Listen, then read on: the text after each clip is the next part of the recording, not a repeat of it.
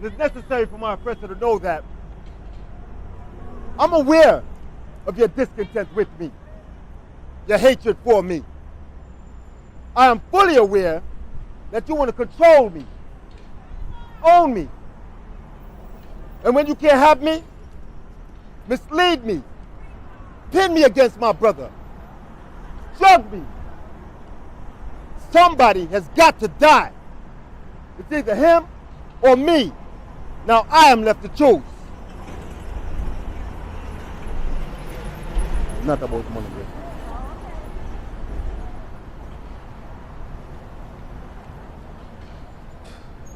This motherfucker don't want like money. I don't understand this yardie, man. It's all about the money.